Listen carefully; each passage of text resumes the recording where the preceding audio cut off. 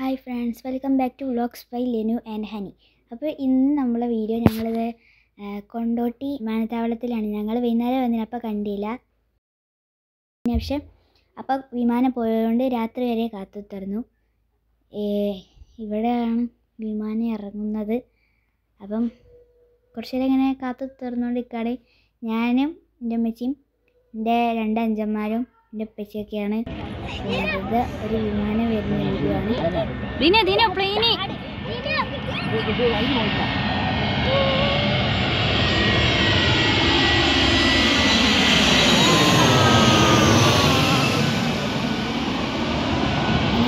3 വിമാനമൊക്കെ പോയി. പിന്നെ ഞങ്ങളൊരു ഹോട്ടലിൽ കയറി.